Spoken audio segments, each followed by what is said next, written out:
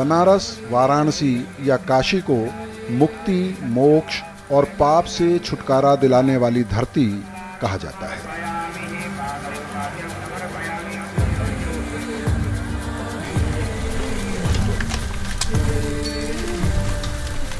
हिंदू धर्म के लोगों के मन में आज भी यह इच्छा रहती है कि अगर उनके प्राण निकलें तो बनारस में, जिससे जन्म मृत्यु के चक्र से वो मुक्त होकर मोक्ष को प्राप्त हों। युगों से बहती गंगा की धारा के गवाह इन घाटों पर सदियों से दुनिया भर के लोग आते रहे हैं।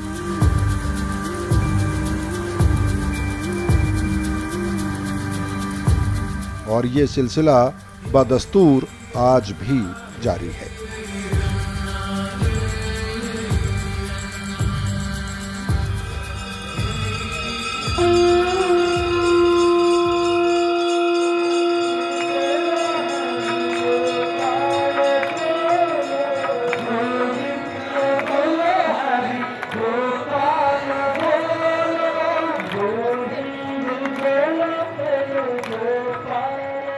भव्य गंगा आरती में न सिर्फ देश बल्कि दुनिया भर के देशों के लोग शामिल होने बनारस आते हैं।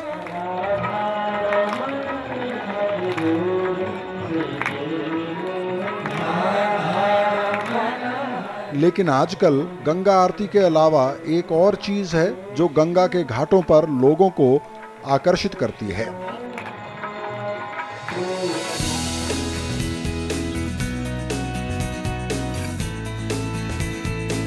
वो है एक प्रदर्शनी, और इस प्रदर्शनी का नाम है कचरा महोत्सव। नमस्कार, आप सभी का बहुत बहुत स्वागत है दुनिया की सबसे प्राचीन जीवंत नगरी बनारस में। बनारस के बारे में कहा जाता है कि यहाँ पर रस हमेशा बना रहता है, हमेशा यहाँ पर उत्सव चलता रहता है। लेकिन आज हम यहाँ पर एक ख़ास उत्सव की बात कर रहे हैं जो हाल ही में यहाँ पर आयोजित किया गया। उस उत्सव का नाम था कचरा महोत्सव। जी हाँ, आपको सुनने में थोड़ा सा अजीब ज़रूर लगेगा कि कचरे के नाम पर महोत्सव कैसे हो सकता है, लेकिन ये एक ऐसा महोत्सव है जो भारत के सभी शहरों को एक रास्ता दिखा सकता है। आइए आपको लेकर चलते हैं इस कचरा महोत्सव में, और क्या है इसके पीछे का मकसद, क्या है इसके पीछे की सोच। कचरा महोत्सव एक पहल है जिसके जरिए लोगों को बनारस को कचरा मुक्त बनाने के लिए प्रेरित किया जा रहा है। जागरूकता बढ़ाने के अलावा इस प्रदर्शनी में नए आइडिया भी प्रदर्शित किए गए हैं। इस पहल में कई कंपनी, संगठन और स्कूल साथ आए हैं। इस पहल के जरिए लोगों को समझाने की कोशिश हो रही है कि शहर को साफ सुथरा रखने में उनकी भागीदारी जरूरी है।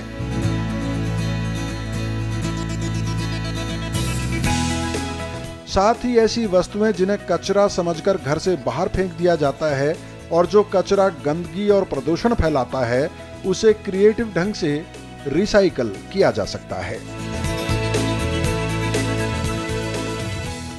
पढ़ाई तो हर स्कूल करा रहे हैं, बड़े बड़े स्कूल्स करा रहे हैं, तो हम बच्चों को कुछ उनके हुनर को, जो हर बच्चे के अंदर एक हुनर होता है, हम उसको निकालने की कोशिश करते हैं। तो वो हम बाकियों से अपने आप को अलग करके एक नए थीम के साथ हम बाहर निकल सकेंगे। तो हम उसको लेकर के 3-4 सालों से हम इस पर काम कर रहे हैं।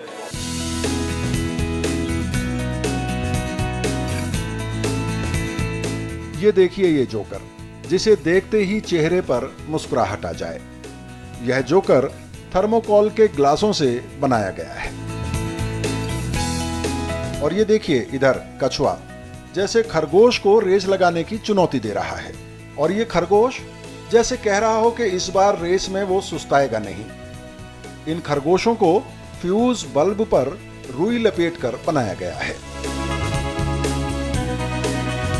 तो आम के आम और गुठली के दाम। इस प्रयास से जहां कूड़े के निस्तारण की समस्या से निपटने में मदद मिल रही है, वहीं बालकों की क्रिएटिविटी को भी मौका मिल रहा है। और इस प्रयास ने देश के प्रधानमंत्री नरेंद्र मोदी को भी प्रभावित किया है। वो हाल ही में बनारस में हुए कचरा महोत्सव में शामिल होने पहुंचे तो उन्होंने इस उत्सव में शामिल स्कूलों, संगठनों और कंपनियों का हौसला बढ़ाया। हमें स्वच्छता के अभियान को आगे बढ़ाना है। वेस्ट में से वेल्थ क्रिएट हो सकता है। कबाड़ को भी जुगाड़ करके उपयोगी चीजें बनाई जा सकती है और ये जन आंदोलन बन सकता है। और यहां जो आए मैं उनको कहूंगा, ये जो कचरा महोत्सव की प्रदर्शनी लगी है, आप जरूर उसको देखिए। छोटे छोटे बच्चों ने जो बोतलें हम फेंक देते हैं, जो अखबार फेंक देते हैं, उसमें से कितनी बढ़िया चीजें बनाई हैं और घर के अंदर रखें तो लोग उसको देखने के लिए लालायित हो जाएं। एक ही चीज का कितना उपयोग हो सकता है। प्रधानमंत्री इस बात से बहुत प्रभावित थे कि न सिर्फ कचरा रिसाइकल करके सजावट की चीजें बनाई जा रही हैं, बल्कि घरों में इस्तेमाल होने वाली चीजें भी बन रही हैं। अब आप इस मेज को ही देखिए। पुराने टायर इस्तेमाल करके बनाई गई ये टेबल अगर आपके ड्राइंग रूम में हो तो कैसा रहे। कई कंपनियों ने ठोस कचरा को रिसाइकल कर खूबसूरत टाइल्स का निर्माण शुरू किया है, जो शहरों के फुटपाथों से लेकर हमारे आपके आंगन की खूबसूरती बढ़ा सकते हैं। सो कचरे से पैसा भी कमाया जा रहा है। ड्राई वेस्ट से क्या बनाया जा सकता है, तो हमारी कंपनी ने कुछ रैग पिकर्स के साथ एक स्टार्टिंग की थी और जिसका नाम दिया गुल महल। उन रैग पिकर्स को हम लोगों ने स्किल्ड किया। स्किल्ड करने के बाद उनका लाइवलीहुड स्ट्रॉन्ग करने के लिए हमने उनको अपने पास एक रोज़गार दिया और रोज़गार देने के साथ ही हमने उनको काम देना शुरू किया। काम के साथ साथ जो है, जब वो चूँकि स्किल्ड हम उनको कर चुके थे, ट्रेनिंग उनकी हम दे चुके थे, तो इन सब चीज़ों से छोटी छोटी चीज़ें उन्होंने बनाने शुरू की और बनाने के बाद जो है हमने इसको अमेज़न, एक ऑनलाइन कंपनी, मार्केटिंग कंपनी है, उस पर भी हमारे प्रोडक्ट्स का शो होता है और वहाँ से जो है हम लोग इसकी सेल आउट करते हैं।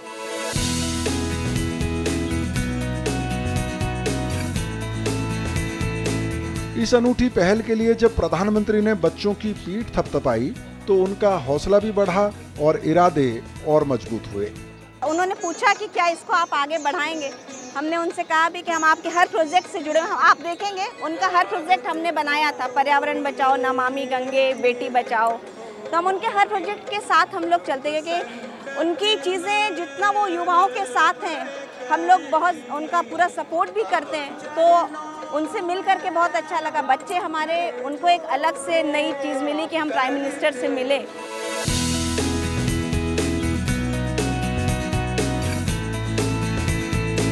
प्रधानमंत्री नरेंद्र मोदी ने जब कचरा महोत्सव में शामिल लोगों की हौसला अफजाई की तो एक सवाल भी पूछा। उन्होंने पूछा कि कहीं ऐसा तो नहीं है कि कचरा महोत्सव सिर्फ एक दिन का इवेंट भर बनकर रह जाए। लेकिन अच्छी बात यह है कि इस प्रदर्शनी को लोगों के बीच ले जाने का प्रयास नजर आ रहा है। कचरा महोत्सव में प्रधानमंत्री का ध्यान एक और चीज ने खींचा, जिसके बारे में उन्होंने अपने भाषण में भी जिक्र किया था। मैंने यहाँ म्यूजिकल पार्टी देखी, बड़ी शानदार म्यूजिकल पार्टी। स्वच्छता के गीत गा रहे हैं, लेकिन उनके म्यूजिकल इंस्ट्रूमेंट क्या है? खाली डिब्बों से उन्होंने बढ़िया म्यूजिकल इंस्ट्रूमेंट खड़े किए हैं।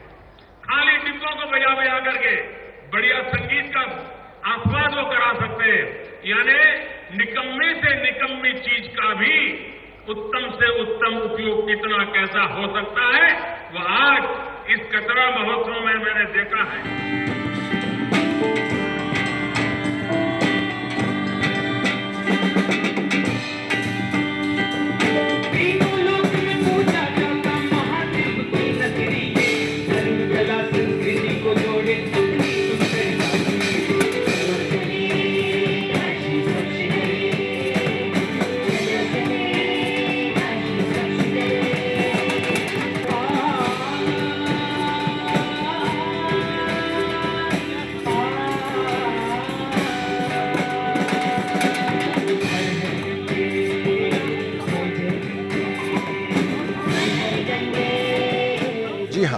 बैंड के कलाकारों ने खाली पीपे, डिब्बे, प्लास्टिक के टब, कूड़ादान, टायर या फिर टूटे रैकेट इस्तेमाल करके अपने म्यूजिकल इंस्ट्रूमेंट बनाए हैं।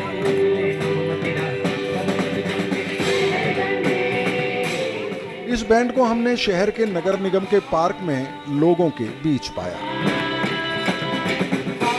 इन प्रयासों से लोगों की सोच में भी फर्क आ रहा है।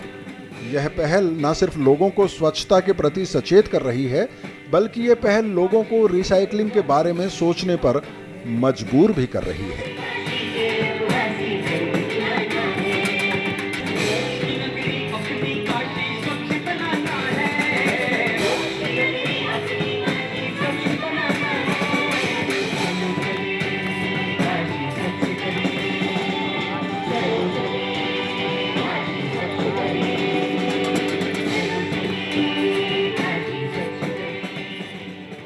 जब हम लोगों के बीच में जाते थे और स्वच्छता का संदेश लोगों को देते थे, उनको अवेयर करते थे, जागरूक करते थे, तो वहाँ पे उन्हें प्रत्यक्ष रूप से कोई ऐसा प्रमाण नहीं दे पाते थे। केवल हम मानसिक रूप से उन्हें हम समझाते थे या इमेजिनेशन पावर में उन्हें समझाते थे कि ये गलत है, ये सही है, लेकिन प्रत्यक्ष रूप से ऐसा कोई हम सिम्बोलिकली ऐसा कुछ हम लोग नहीं करते थे जिससे उन्हें लगे कि नहीं, ये वास्तव में ऐसे भी सुधारा जा सकता है या ऐसे भी जागरूक हुआ जा सकता है। तो यहाँ से हमें प्रेरणा आई और हम लोगों को लगा कि कुछ ऐसे चीज़ों को एक्सपेरिमेंट करना चाहिए जो स्वच्छता से जुड़ा हो, साफ़ सफाई से जुड़ा हो। बात जब स्वच्छता की आती है तो साफ़ सफाई की आती है, और जब साफ़ सफाई की बात आती है तो आती है बात कूड़े की। तो यहाँ से कूड़े के यानी इससे वेस्ट मटेरियल से जो हम लोग अनुपयोगी वस्तुओं घरों से फेंक देते हैं, उसे कैसे पुनः इस्तेमाल किया जाए और कैसे साफ़ सफाई करने में ये किसका बड़ा योगदान है, इसको हम लोगों को तक पहुँचाने के लिए हमने काफ़ी प्रयास किया और इस पर हम लगातार कार्य करते रहे। ये एक दिन का काम नहीं है, आप पीछे जो देख रहे हैं, इसके लिए हमने काफ़ी दिनों से प्रयास करते रहे हैं और कई तरह के वाद्य यंत्रों का हमने भी इसमें निर्माण किया है। डांस आर्टिस्ट हूँ, जो कि स्वच्छता के लिए नहीं, अभी बनारस में जितने भी प्रोग्राम्स होते हैं देव दीपावली और स्वच्छता के लिए, उनमें मैं राधा का रोल करती हूँ। तो स्वच्छता के लिए भी राधा और कृष्ण का रोल हम लोगों ने बहुत सारी जगहों पे बनारस में किया, ताकि लोगों को उनके बीच में जाके जागरूक कर सकें।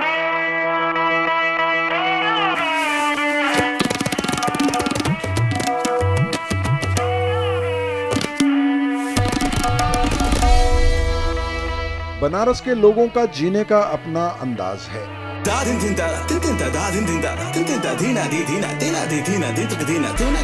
कहते हैं कि बनारस अपनी गलियों में जीता है और यहाँ के हर आदमी का अपना एक खास अंदाज है।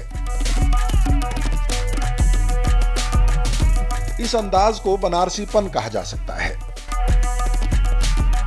और इसी तरह से बनारस की सुबह की भी अपनी ही तारीफ है।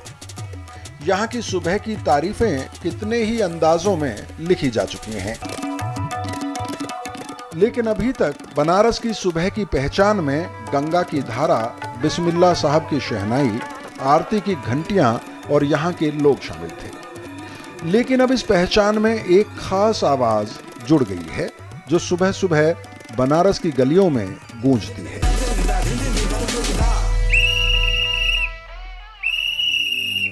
यह आवाज है एक सीटी की। इस सीटी की आवाज के साथ ही घरों के दरवाजे खुलने शुरू हो जाते हैं। लोग कूड़ा लेकर घरों के बाहर आते हैं। अब इस घटना में खास बात क्या है? खास बात यह है कि जब आजकल बनारस के लोग कूड़ा डालने के लिए निकलते हैं तो उनके हाथ में 2 डिब्बे नजर आते हैं, एक नीला और दूसरा हरा, यानी एक गीले कूड़े के लिए और दूसरा सूखे कूड़े के लिए।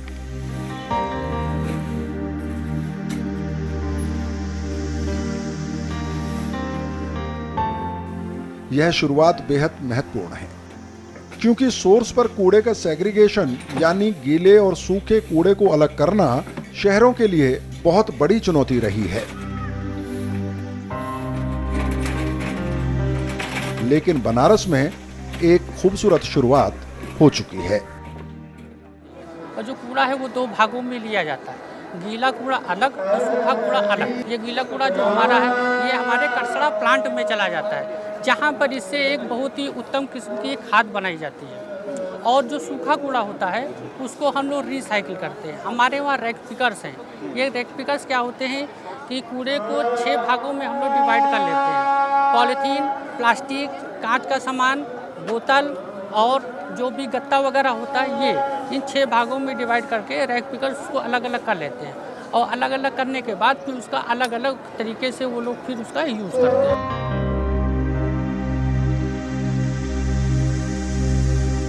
घरों से कचरा जमा करके शहरों के कूड़ा घरों में लाया जाता है।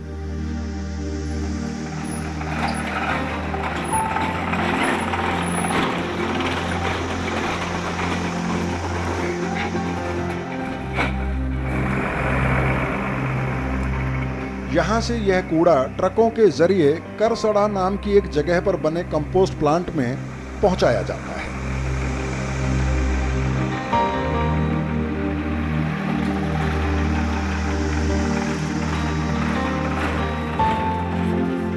इस प्लांट में सबसे पहले कूड़े के ट्रक का वजन किया जाता है।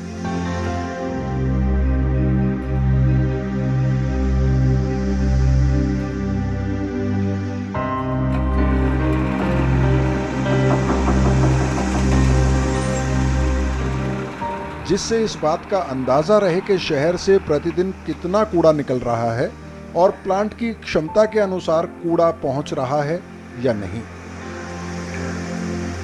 इसके बाद कूड़े से कंपोस्ट खाद बनाने का सिलसिला शुरू होता है।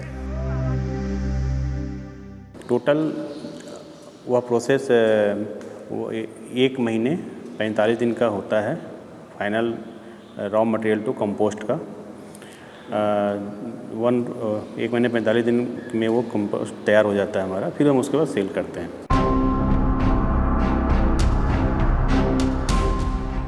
इस प्लांट में ज्यादातर काम मशीनों के जरिए ही हो रहा है और एक निश्चित समय के भीतर कचरे का निस्तारण किया जाता है।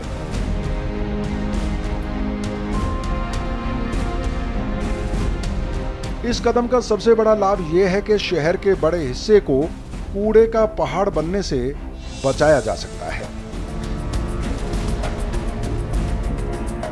दूसरा, बेहतरीन किस्म की खाद भी तैयार की जाती है।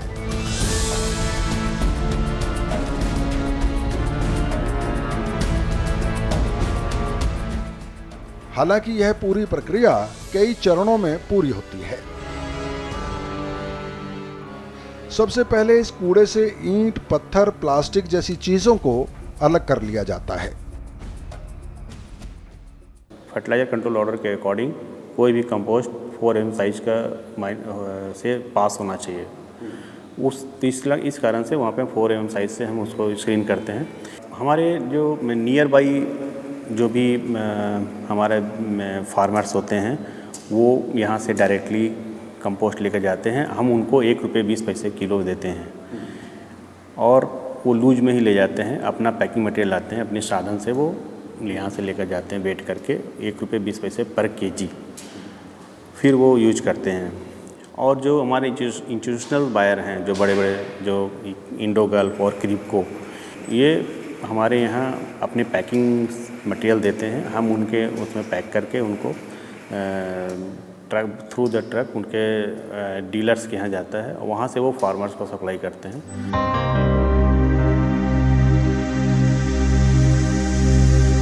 यह प्लांट कई साल पहले बना था, लेकिन बनने के बाद जाने किन कारणों से बंद ही पड़ा था। लेकिन प्रधानमंत्री नरेंद्र मोदी के यहां से सांसद बनने के बाद इस प्लांट की सुध ली गई। सार्वजनिक क्षेत्र की कंपनी एनटीपीसी ने सामाजिक जिम्मेदारी के तहत इस प्लांट को पुनर्जीवित करने का काम किया। अप्रैल 2016 से लेकर के सितंबर 2016 तक एनटीपीसी ने यहाँ पे मेंटेनेंस और रिवाइवल की एक्टिविटीज़ की सीएसआर बजट के अंडर में, और उसके बाद 5 सितंबर 2016 से कंटिन्यूसली हम लोग इस प्लांट को ऑपरेट कर रहे हैं आईएलएफएस की हेल्प से।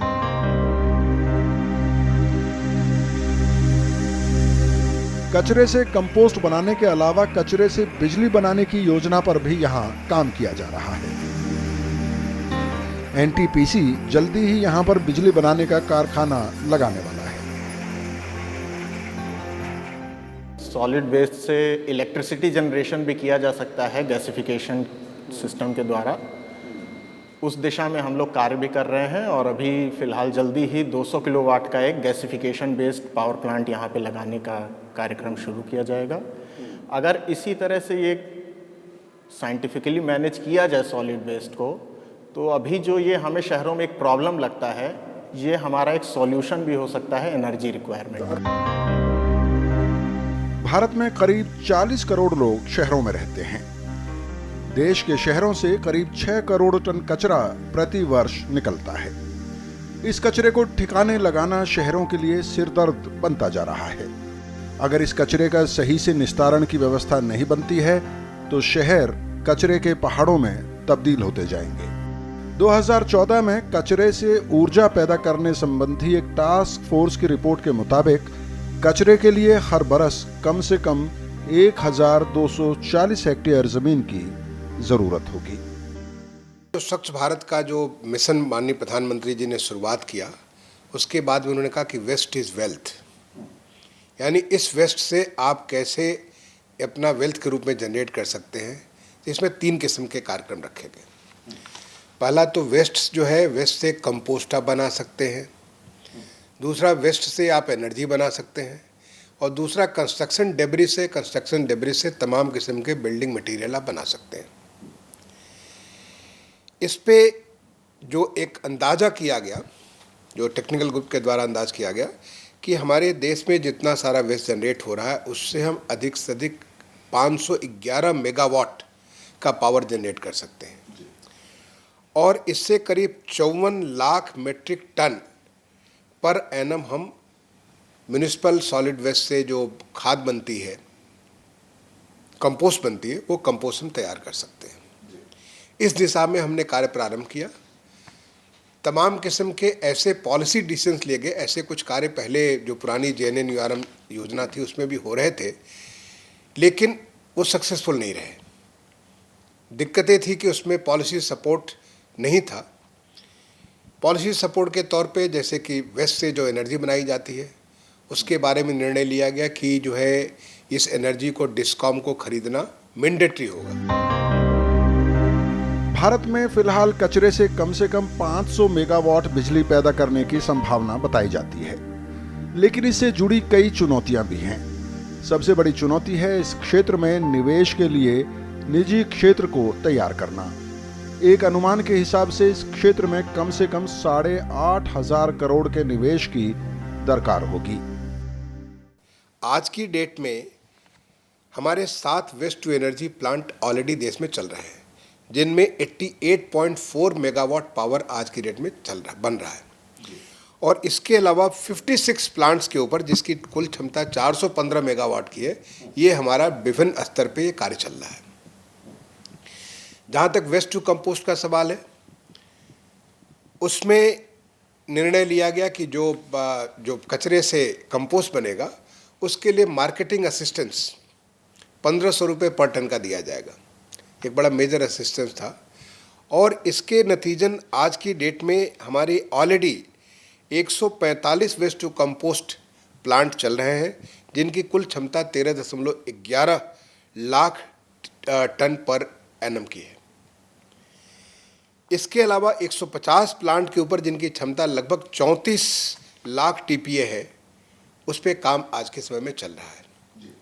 मैं आपको बता दूं कि इसमें जैसे कि या वेस्ट टू कंपोस्ट है, वेस्ट टू एनर्जी है, कुछ एक बड़े शहरों में तो सीधे सीधे उस शहर के लिए है, और कुछ एक जगह क्लस्टर अप्रोच में ये कार्य किया जा रहा है। इसकी हम लोग बड़ी गहनता के साथ हर एक राज्यों के साथ, जैसे कल ही मैं 5 राज्यों के साथ बैठा था, परसों में दूसरे 5 राज्यों के साथ बैठा था, अलग अलग राज्यों के साथ हम वीडियो कॉन्फ्रेंस के माध्यम से सीधे यहाँ बुला करके उनके साथ बहुत डिटेल में एक एक शहर वाइज, एक एक शहर का आप जो क्या काम कर रहे हैं उसकी हम लोग रिव्यू करते हैं और देखते हैं कि आपका क्या प्लान है, वो क्लस्टर में जाकर के प्रोसेस होगा या वो आपका सीधे सीधे प्रोसेस होगा।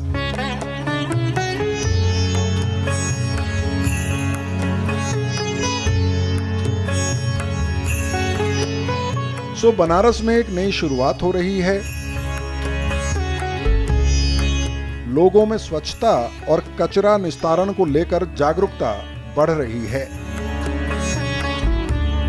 उन्हें एहसास हो रहा है कि अपने शहरों को प्रदूषण और बीमारी से मुक्त रखने के लिए कचरे का सही निस्तारण बेहद जरूरी है।